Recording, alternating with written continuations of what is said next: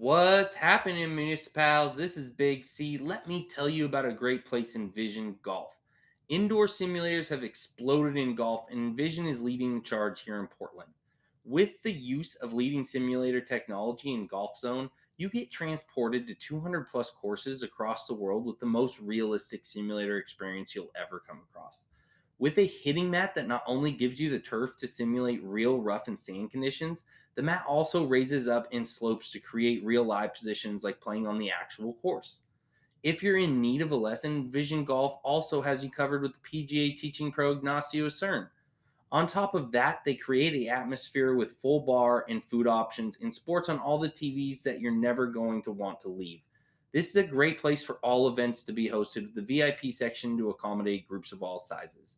If you live in the greater Portland area or even the Pacific Northwest, you have to come out to a Vision Golf and check it out in Tigard, Oregon. Use code MUNICIPALS and you will get your first hour for free on your first visit. Also, check out league nights and monthly events.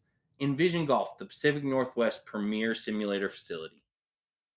How hard did you push it? Till I black out? Yes. Numerous times, yes.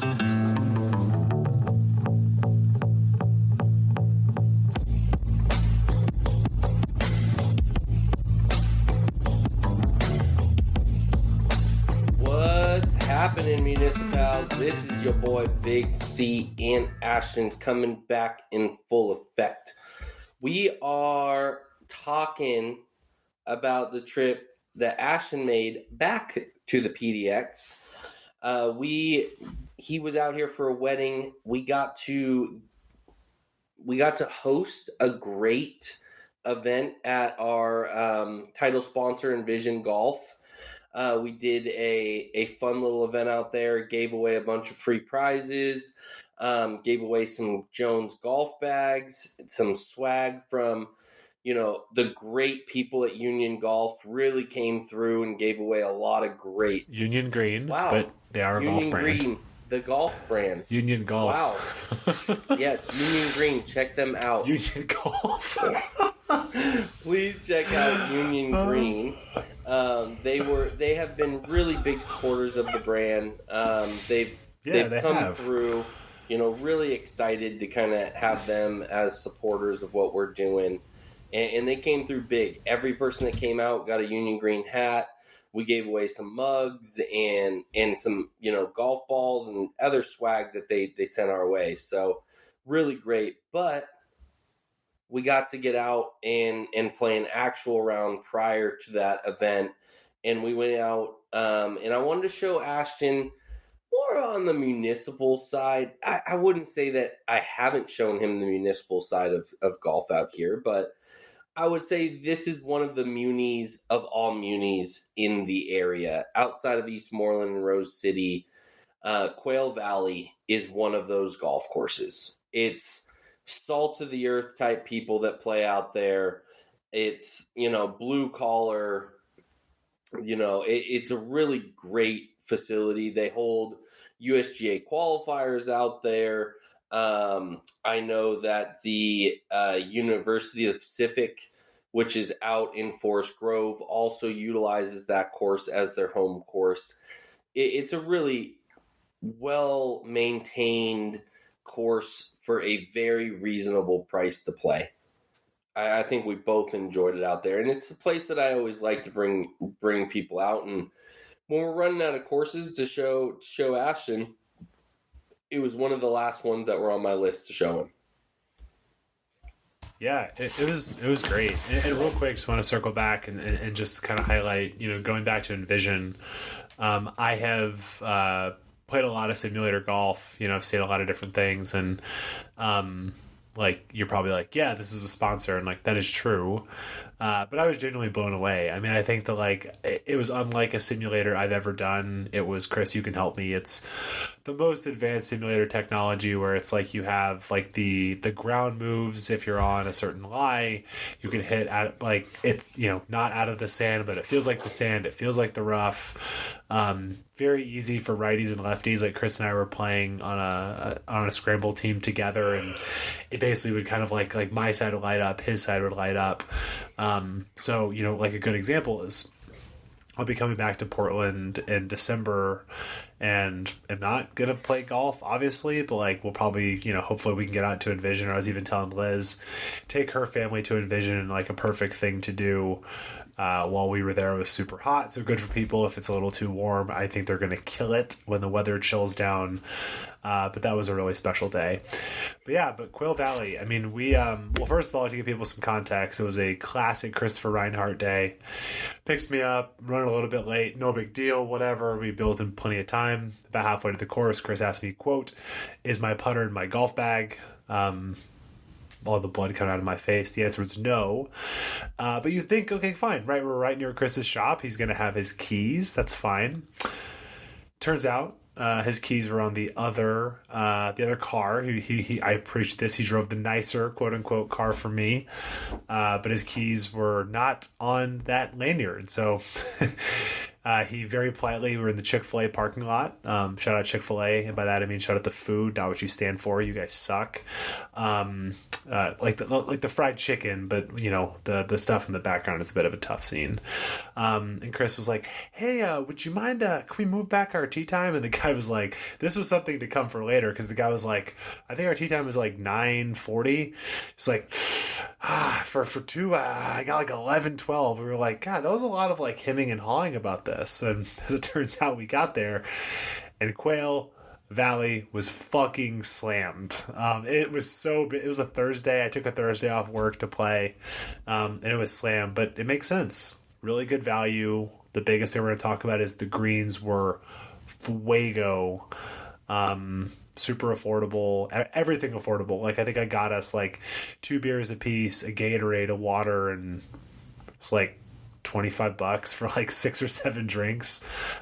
Definitely a place that I can see why people are playing all the time, because again, conditioning was like the greens were so good and healthy despite the fact how hot it was. So we definitely had quite the day. But I mean, those have to be some of the best greens you ever putted on, right? Like, I mean, for considering the course, I'm not saying like private courses, like speed were really crazy. Really good. It's funny. Ashton, last time he was out here, it rained on us every round that we played, and he said before he left, he goes, "Oh yeah, it would be nice to be able to come to Portland when the weather is actually warm." And so the next time he comes out, it's 100 degrees outside and super muggy. And you know what? It wasn't horrible. It wasn't like Sacramento or like deep south humidity, but it was just kind of hot and sticky out. And, by the time we hit 15, 16, I think both of us were very much beat, and we even carded it, and we were both still very tired coming into the home stretch. And it definitely showed on my scorecard, because I had a heater of a round going until we hit 14. Yeah, you were playing. Wait, I think you tripled 14 and then tripled 17. Is that right? Both OBs I think you shot 80 on both of those, and I shot 80. Okay, I think my role here is to correct you, not to be a dick. You hit it in the water on 14. I apologize. You did hit it.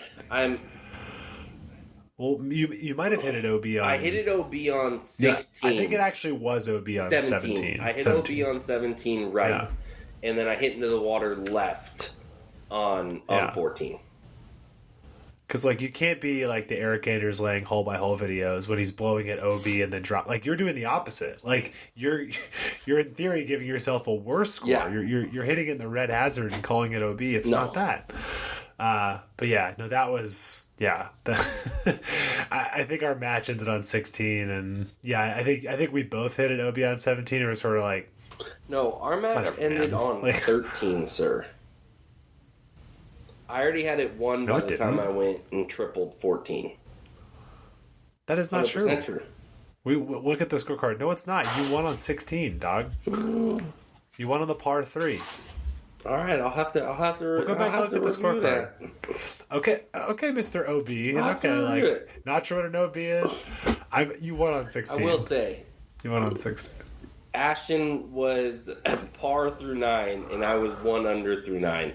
We had a heater going. I I think I shot 77. Like score wise, I beat you, and I got my ass kicked in the match. I mean, on one of the holes, Chris makes like this. He hits it on completely the wrong tier, and makes this like 50-footer that breaks like 3 different ways. It's like I get up, I miss the green, chip it up there to an inch. Cool, we're gonna tie another hole. He makes this fucking 50-footer. I'm like, I don't know what I'm supposed to do. Like I'm even par, and I'm 1 over because I 3-putt on the first hole. I mean, Chris has beaten me. It was crazy, but it's really fun. I think you said this. I think we play our best golf with and against each other because it's the right balance of like, I want to beat you, but we're hanging. Like, I'm not going to be too intense. The only time it's been intense was the cookout, but I think like we have the right balance of like, we want to win, but we're not going to like not talk to each other. It's kind of just the right balance. And we're also always within one handicap of like a stroke of each other. So like you might be getting 1 or nothing. So it's always really fun to play. But Chris, we'll go into a couple of our favorite holes. You know, I knew before you pressed record, you were already talking about number 9. Take the people to number 9 at Quail Valley. Yeah, so number 9 was is one of my favorite holes on the golf course. So number 9 is a par 4 from the tees we were playing at 431. So it's kind of a bomber's paradise off the tee. You know, you can kind of hit it as far right as you want. If you do hit it short left or even hit it a little bit too long left, you will be flirting with the water on the left-hand side. But again, if you favor the right, you're going to be totally fine. You can bomb it all over the place. There's not a whole lot of trees on this hole. There actually is really nothing tree-wise on this hole on the right-hand side to really give you any issues to be able to approach the green from there. But what I love about it is the approach shot. So it's a smaller green that slopes back to front because it all slopes towards the water. And it basically, you know, half of the green is pretty much guarded by water on the left-hand side and the front. So you have to hit a very good golf shot to be able to hit this green in 2. But you're not left with a lot of distance. You just have to hit a really good 130, to 110 shot into this green. But it's got to be on a dime. Because if you also spin it too much, or if the hole is playing closer to the water, you want to play it safe and play it a little bit more towards the inland side and have, maybe a 2-putt just to save par. But if the hole is playing a little bit further back to where it's not flirting with the water, you can really attack that pin and get at it. It just, the green and the approach shot really gives you a different playability depending upon where the hole is placed that day. And I just think that's a fun hole to play. Yeah, and also there's a lot of, at least when we played it, they might change it at different times of the year, but there were a lot of reeds around the green. So I know that, like, I had, like, a gap wedge in, and I think I sort of, like, pimp stepped it, and I think my ball landed, like, right by the hole, but sucked back, which that's a theme you'll notice here. A lot of back to front greens, so I struggled all day with my spin. Also, I think I'm playing the wrong golf ball. Chris and I have kind of talked about that recently. I should have mentioned this last week, but I'll just mention this here to you, Chris. My new friend, Josh Holliday, he gave me a couple AVXs that I played with at Stanford. That's definitely the golf I need to be playing. Like, literally, I was sucking it off the front at Stanford, and he was like, dude, try one of these. And all of a sudden, I'm like, wow, it's not spinning like an absolute mofo with, like, Pro V1Xs with mirror irons, just creating, like, crazy, crazy spin. So, but this was one of those where I landed right by the hole. It feels great. Suck it back. But with the reeds, I was like, is that in the water? Am I up? Is it close? I can't tell. And there's something thrilling about that. And then to your point, Chris, I think the other thing is kind of 2 things. This is another example that I saw here of there's a lot of what I would call strategic mounding. So it's a pretty flat golf course, but along the right side, they built some mounds to make it feel tighter than it actually is. I don't think you probably want to be over the other side of those mounds, but it's not like it's a huge deal if you do, which naturally pushes you farther left. And I know that I sort of blocked my drive out there to the left, but as it turns out, if you go on the the website, you'll see this as well. There's more room left than you think as well. So I thought I hit it in the water. Turns out I actually hit it up there. So I think it's just one of those holes that there's a lot of stuff going on. There's more room left than you think. The mounting is going to push you to the left, but you can actually hit it over on the right. The reeds are going to make you unsure where it is. So it's definitely kind of a captivating hole. And then also, too, it kind of, when you go off the green, it kind of spills directly into number 10, which I always like, where it's not like you have to go all the way around the clubhouse. Like, you go basically from 9 to 10 immediately, and I sort of like when the routing takes you directly to the next hole as opposed to like, where's number 10? Where do you have to find it? Like, it's all kind of right there around the putting green, which I like a lot. But it's well placed to where you round to 10, but still it's only a minute away from the clubhouse. So there is still the option to grab drinks or anything like that, but you can keep it pumping if you want to. That is a good routing because you always want it to loop back to where you can still go in and regroup on beverages or refuel with a little bit of food on the turn. But it also allows people to get that quick, flip back onto the course and keep it moving. So that was a really big plus to me. Was it the routing is well organized and designed for the fact to have both options. Yeah, and like I said, you run in, grab 4 White Claws and 2 Gatorades, and it's like $22. That makes it. You should stop because those prices are wonderful. But to take us back, one hole that really stood out to me still does. It's a hole that I kind of think about a lot. Is number 2. From the tees that we played, I think the black tees, the back tees were actually not put out that day. So we played one up, not necessarily because we wanted to, because I don't think the course, even from the backs, is that long. But from the tees we were playing, 273 yards. But again, a lot of things you're going to notice, similarities. Kind of a slanted green.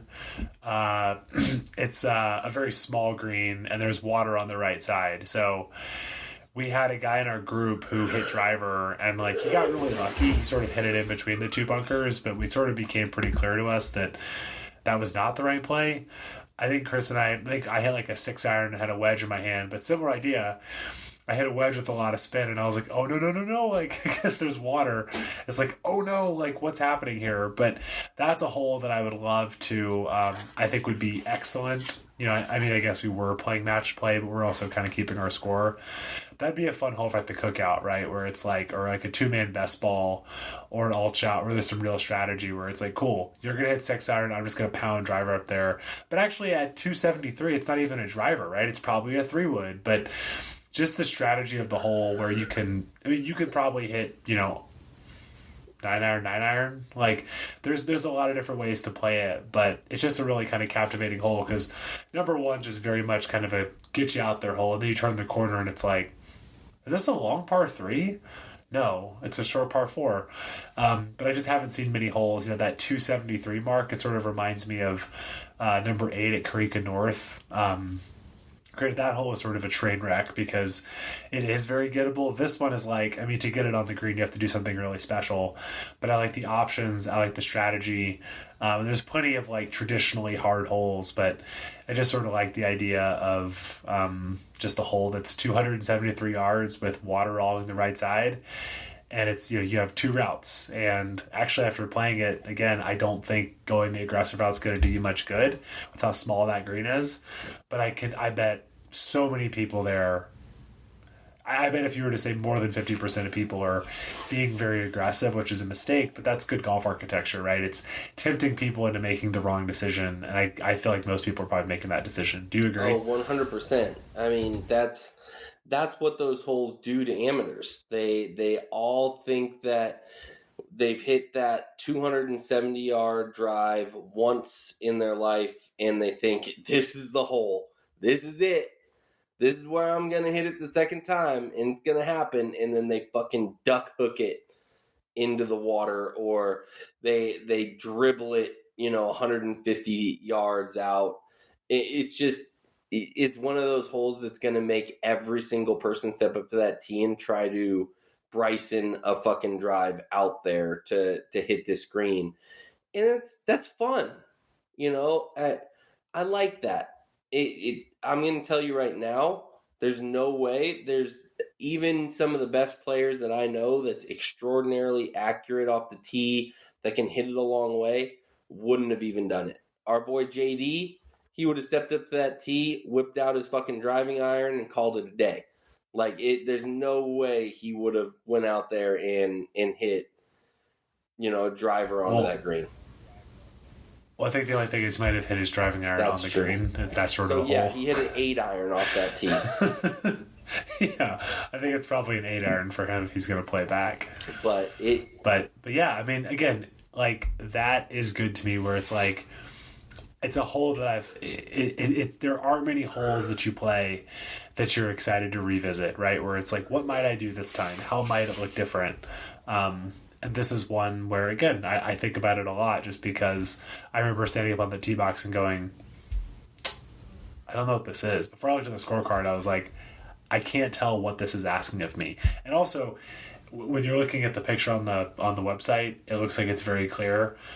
Really, really hard to understand where to hit it. Like, I hit a 6-iron and you were like, oh man, don't go in the bunker. And you were being a dick. You thought it was going to, you were like, oh no. And then we get up there and like, it wasn't even close to the bunker. But it did look like it was going to go in the bunker. So it's also, again, with those reeds grown up, really hard to kind of tell what's going on that hole. But again, that's all.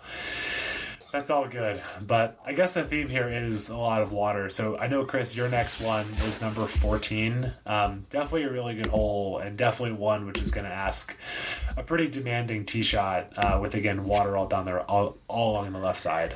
Yes. So 14 is another par 4. From where we played it from, it was a short par 4. Everybody knows, running thing, I love me a short par 4.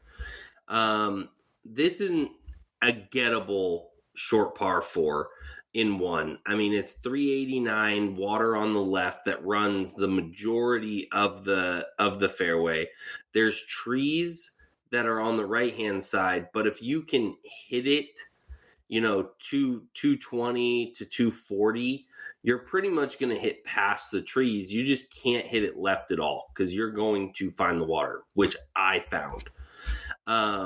You know, I hit I hit a dead pull drive. It was very ugly, straight into the water left. It was not a great shot, not at all.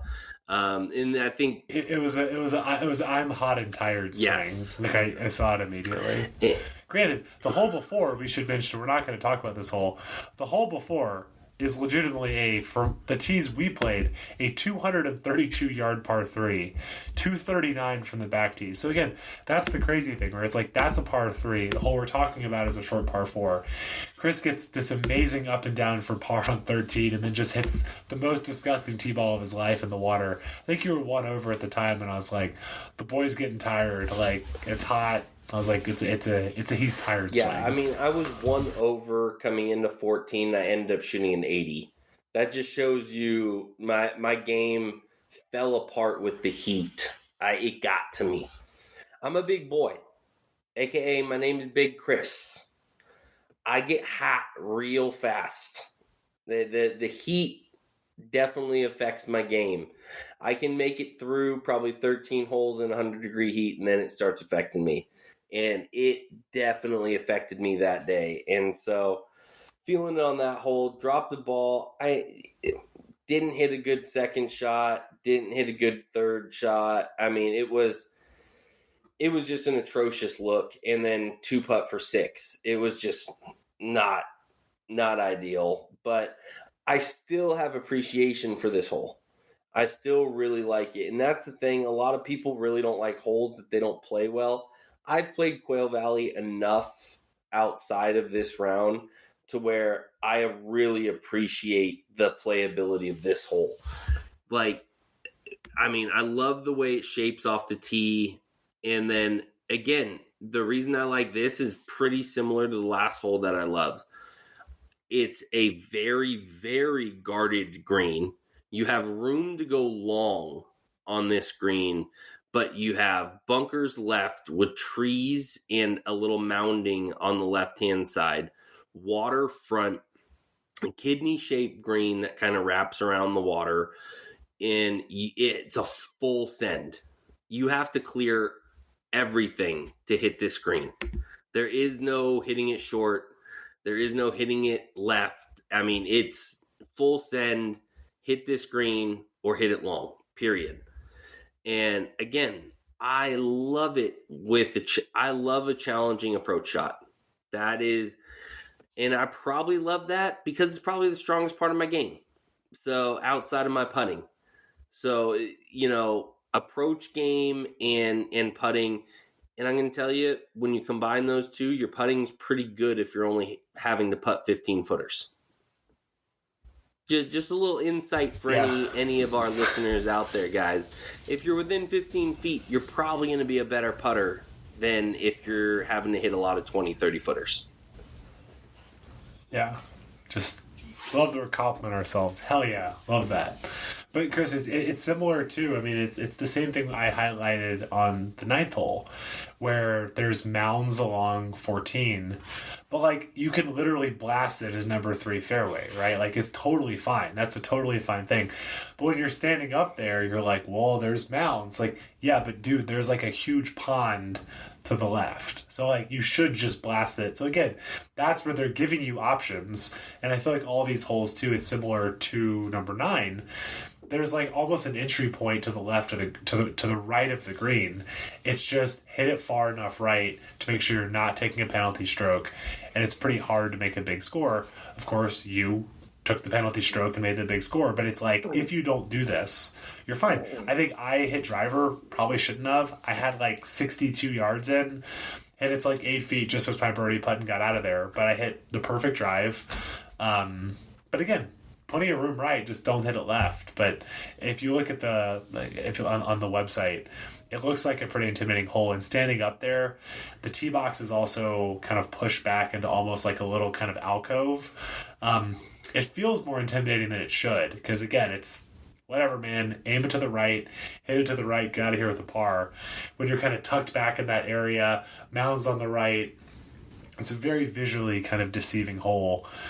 And when it's 100 degrees and you're hot, it doesn't help either. But also, too, coming off of the last hole, which is this, 230-yard mammoth of a par 3, it kind of just has you a little, you just feel a little wobbly as you get up to that tee box and are asked to hit what you think has to be a really good tee shot, when in actuality, just hit it to the right, That's it. Hit it to the right, leave yourself open into that green, and you're going to have a good play on there. Yeah. So my last hole is number 6. It is a par 3. It says on here from the tees you played about 150 yards. Again, same idea. There's there's water, but from 150 yards, I don't think, unless you just hit a terrible shot, not really in play. But bunker short, bunker long. But the thing that you have no concept of unless you play there is there's almost like a nose in the middle of a mound in the middle of the screen. So the pin was all the way on the right. It was just asking you to get boned on the right side. And so I kind of bailed out to the left. Middle of the green, it was a good shot. Well, I get up there and it's I think I played 6 feet of break. It's straight downhill. It's one that if you hit too hard, it could start rolling off of the green. Could, if you really hit a bad putt, it could probably roll in the water. It was one of those where I really had to lock in. I think I putted it literally to the top of the mound. It almost stopped and then just kind of creeped down. And I think I still had to make a 4 or 5 footer coming back up the hill. But I love that. Again, 150 yards, 165 from the back, nothing crazy. But really, really hard. And then the other thing, too, is one of the guys in our group hit in the water. Man, what a hard shot from the drop area, right? Especially from where the drop area is, having to hit it over that ridge in the middle of the green to that flag. One where I made that 5 footer for par and was get me the fuck out of here. This is not what I expected. I saw the water. The water isn't the issue. The real penal thing here is bunker short, bunker along with a very, very kind of like challenging ridge in the middle of the green. It also means, I would imagine, that like that middle area is not pinnable, so it's going to be on one of those sides. But if the pin is over where it was on the right side, you really should not hit it onto that side. So like, again, realistically, if the pin's over on the right side of that ridge, you're just going to have a really good two putt to make par. Probably a much easier hole over on the left, but again, can't emphasize enough the severity of that ridge in the middle. And when the greens were as fast and firm as they were when we played out there, it's one where, again, it says it's the 14th handicap hole. Not at all. I think people who are, who are not great approach players, who are not good putters, the best you're going to make there is a 4 where the pin was. Do you agree? 100%. And again, if you hit it within 15 feet, it's an easy hole. I mean, that's all I had to do. Hit it 15 feet, and it was an easy two-putt par. I mean, I'm just saying. But no, it's a very challenging hole. Okay, Xander Reinhardt over here. It's a very challenging hole off the tee. I mean, you have all the hazards you possibly could think of that creates obstacles for you. Water in front, bunker in front, can't miss it right, or you have that severe, nose in the middle of the green. If the pin is playing back left or any on the left, you can miss it left, and you have a much easier way of going about that hole. But for how short of a par 3 it is, it's extraordinarily challenging. Because one stat that I love telling people, and I tell people this at work all the time, because every person that comes in and gets fitted thinks that they should hit 6 irons to within 5 feet of each other. One of my favorite stats, PGA Tour player, 6 iron average hitting a green is a dispersion width of 30 feet. So a tour player has a dispersion width with a 6 iron of 30 feet. So if any amateur listening to this thinks that they're going to hit a green that's probably 40 feet wide every time, or even 50% of the time, guess what a tour person's average is? Less than 30% are going to hit that green. So guys, plan your misses. Know where your miss is and hit the ball to where if you're going to miss, that's where your ball is going to go, because that's how you strategize and score low. So just a little tidbit in there that I tell everybody that comes in to get fitted. Just remember, when you're hitting a 6 iron, if you're within 30 feet, that's phenomenal. That's phenomenal. Thank you, Chris Scheffler. We really appreciate that insight from you. But yeah, no, I totally agree. It's a hole that, like, you make a par and you say awesome and you get out of there, and that's why it's not you could say handicap 14. In my personal opinion, that's not correct. But we'll get out of here with a couple holes. Again, a lot of really good holes, but a couple snoozers. For me, I picked number 11, mainly because I think what I liked about this course was it made you think a lot during the day. When you looked at number 11, there's water. It's a 320-yard hole. The water comes in at about 245, and I mean, I guess if you kill it's slightly an elevated green. You're not going to get it up by you're not going to push it by the green, because left there's like some trees, there's some thickets. Right, you're fucked. You're in the water, and then there's bunkers at like 240 right around where the water ends. So it's like you just click the bunkers, you pick a club, one club shorter than that, you hit a gap wedge in, and you make par. Like, it's just like, it's actually a hole that does not require you to think. It's like, being aggressive here is of no advantage. The bunkers are, what would make it better is if the bunkers were 30 yards up more, Then it would be like, okay, if I hit it left a little short, I'm in the bunker. Then I've got like 180 yards in. But because the bunkers are equidistant to where the water starts, you just draw a line, pick a club short of that, and then just hit a gap wedge, pitching wedge in. And there's not much to it. Can you make a bogey? I guess. Again, green is tilted very aggressively from back to front. I kind of spun it off, chipped it up, got it up and down, pretty easy up and down. But on a day where I thought there was a lot of strategy, a lot of thinking, it was one where I kind of got up there and went, okay, just hit my 4 hybrid up there about 215 yards, hit a pitching wedge up there and kind of get it up and down, and we're just going to get out of here with the par. Probably make a birdie, but it's one where it's like taking a club longer than about 210, 215 yards. If you're doing it, I don't understand why, and there's really no advantage to it. But it doesn't have the stimulating factors like 2 I mentioned. 2 can trick you into making you think that the hitting a longer club is better, or it's so visually confusing that like you could, in theory, like we talked about, hit the wrong thing and aim at the wrong area. This is just hit it 210 yards, hit a pitching wedge up there, and you're going to make a 3 or a 4. That's about it. And I just thought that did not really stand out on a lot of holes that really did stand out here. So for me, it was number 11. I think for you, Chris, not because you were hot and tired, but I know 17. I'm with you. 17, like we pulled up there and it was like, oh my God, we hit driver. No fucking way do you hit driver. So like, I know 17 did not resonate with you, and I agree. Yeah, so 17 is a par 5. So technically with distance, driver is the play.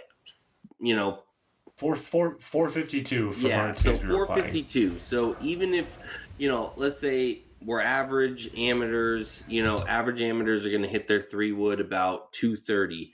That's going to still leave you 220 in, which gives you enough playability with being a par 5. If you're laying up from there, you hit 180, you've got a chippy little 40, 50 yard shot in. It's still birdieable, but it's just, I don't like par 5s, in my opinion, that hinder you.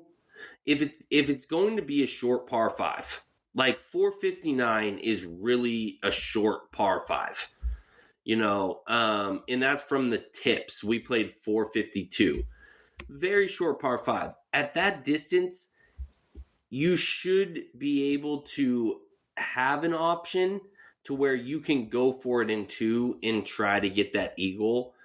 But because of how this fucking hole sits in its design, basically you hit, 250 out, it tightens so much that there's trees on the left, water on the right.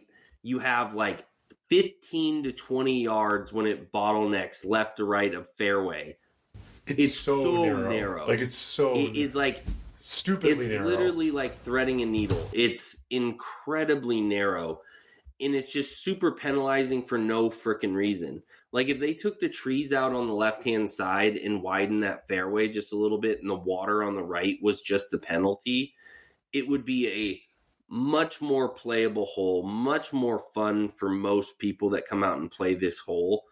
And it just doesn't leave any creativity on the second shot, because again, if you're going to play this correctly, you're probably going to hit a 3 wood, layup, chip on, hope for a birdie, probably just walk away with a par.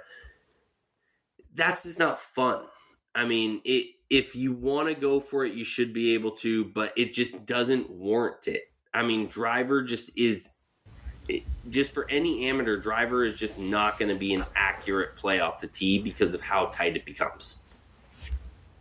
Well, we should mention, Chris, you mentioned trees on the left. I hit a pretty big foul ball to the left. There's like fence and road, which actually is OB. So it's like a little miss to the left is like bone zone trees. Big miss to the left is OB. Right is the water. So it's like, you think about, to your point, you think about the decade golf, like with the driver, people miss their driver on average about 70 yards. If you were to draw like the alignment on there, it's like there's nowhere to hit it, right? Like I think the move is probably, seriously, it's probably like 5 iron and try to get it up and down from 80, from 50 yards, and like that's totally fine. Like because to your point, I'd be really curious to go back out there when there's nobody out there and figure out like what to take a spray paint can and to draw the circle of the go zone from like where you can actually like attack that green. It's 8 yards wide. I'm making that up in retrospect. That's not no. You play the probabilities. You hit 5-iron, try to get up and down. Worst you make is a 5. I actually made birdie on my second ball. That's why I made a bogey there. You made a triple. Like we played so well all day, and we made 4 over on a 450-yard par 5. But again, let's give them credit, right? Like they took a.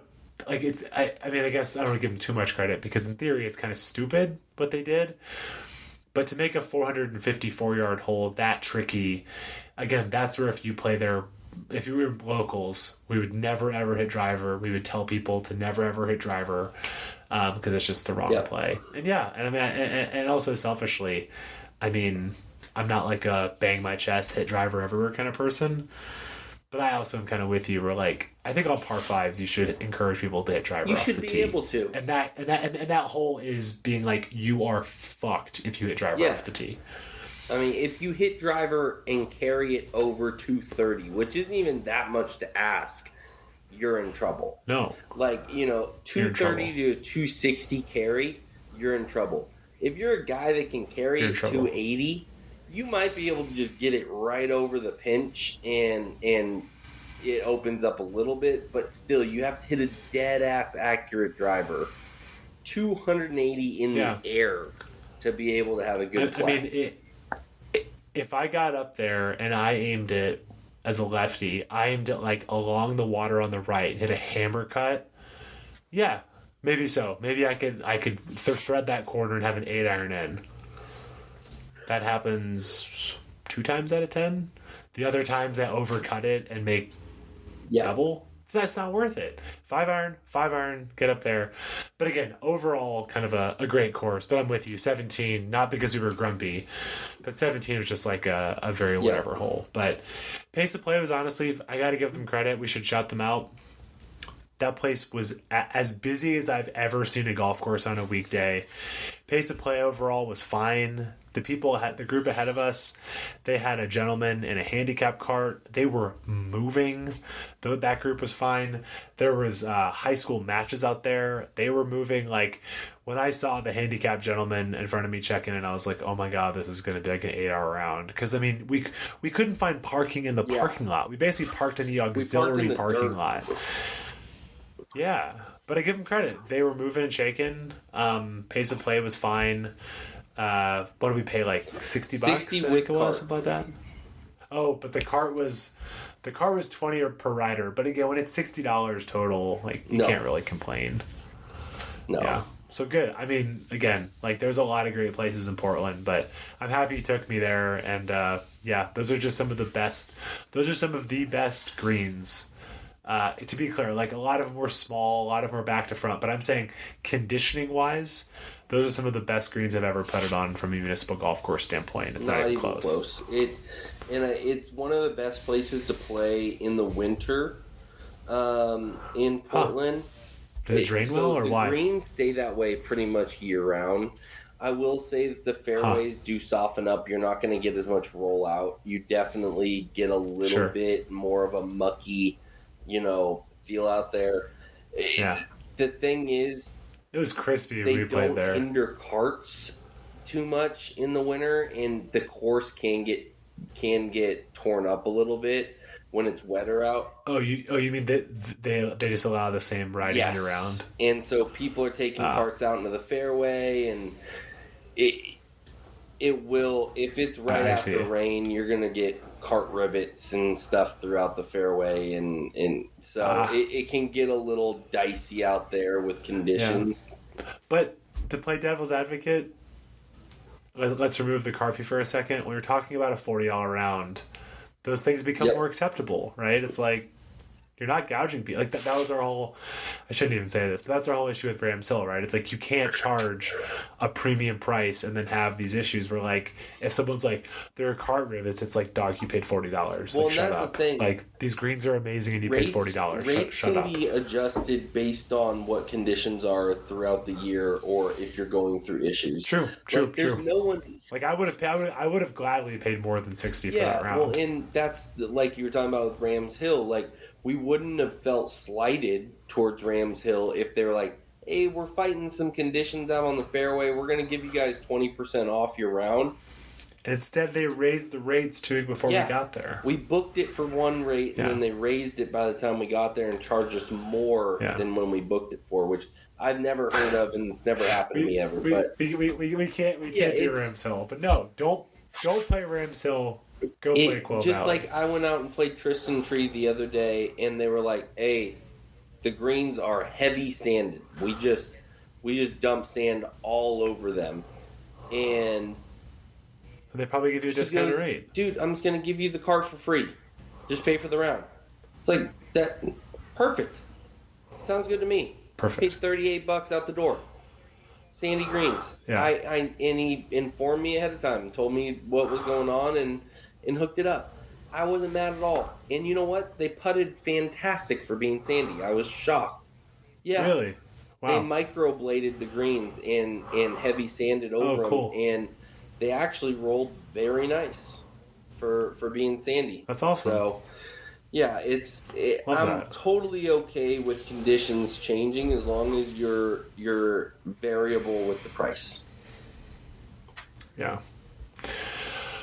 Well, yeah, I loved it. I don't think I'll play any more golf with you in Portland this year just because I'll be coming up at Christmas time. But certainly a last great round for 2022 with you in Portland. But yeah, dude, excited over the next kind of couple weeks. I know you've been kind of beating up some new tracks, so we'll kind of be doing the, like where I'm sort of leading the way asking questions. Chris will kind of be sharing some of the, the commentary about some of these places, but I'm excited to dive in. I don't know that I'll be playing anywhere new upcoming soon, but my big thing with just how much we have going on, 'cause I think our next free weekend is like Halloween weekend. Right now, it's like a month from now. I'm just committed to playing more golf during the week. So, like, it's not going to be new places to talk about, but like next Wednesday, I'm going to go play Presidio. I mean, I love playing golf with our buddies, but right now with my schedule, it's not aligning and weekends are hard. So it's like, I'm just going to try to go play Presidio during the week.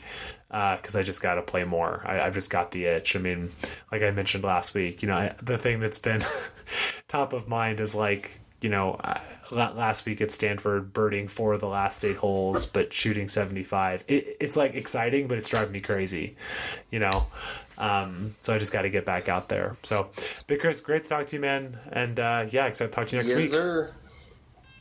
Bye. Peace.